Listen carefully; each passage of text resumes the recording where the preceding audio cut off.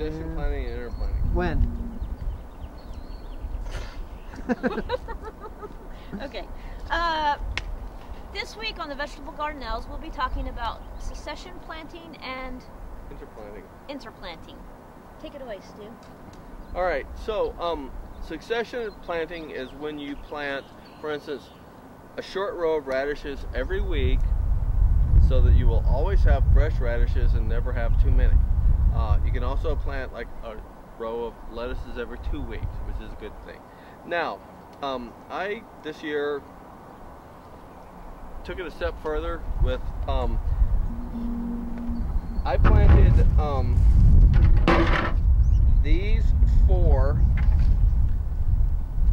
Melissa broccoli on the same day, February 17th, and I planted them out, transplanted them out into this garden on the same day.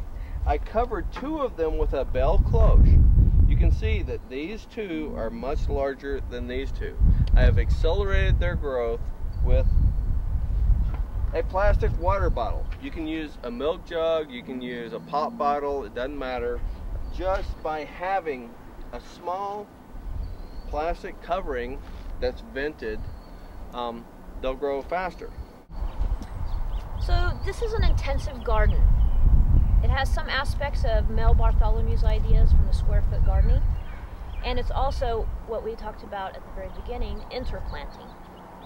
So the idea of interplanting is that we've interplanted, literally what it says, different varieties of plants close together to get the most out of this very small bed.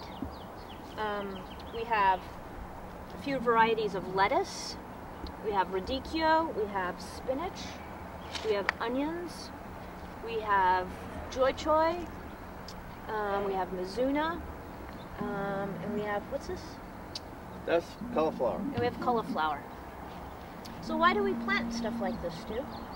Well, the interplanting is, we've got cauliflower, which are ultimately going to be large and take up the whole middle section here.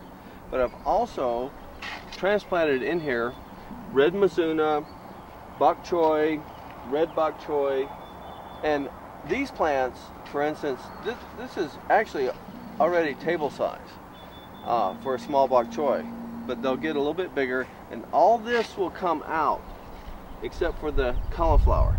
So what I've done, a cauliflower will be in the ground for 60 to 70 days, whereas this will be in the ground for 30 days. So I can grow this, pull this out, harvest it, eat it, and then fertilize, which is a side dressing of fertilizer just as the cauliflower starts to crown and make its head.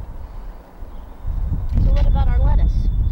These lettuces, mizuna, spinach, endive, all these are planted very close, and what I do is just clip the outside leaves, like this. This could all be just pinched out, and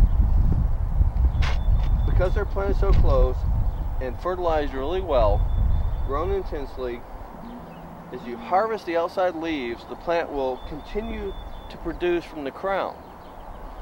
And many plants are biologically, genetically programmed to not bolt until they have a certain number of leaves. So if you keep picking the outside leaves, you can, for instance, harvest this lettuce for 6 weeks without it ever getting to be a big head of lettuce. And then, of course, you want to plant lettuce at least once a month, if not every 2 weeks. Okay, rolling. Until next week, don't forget to water your Transplants and seedlings, because they need a lot of water right now so they can grow big and strong. And don't forget slug control. Shall we dance? Sure.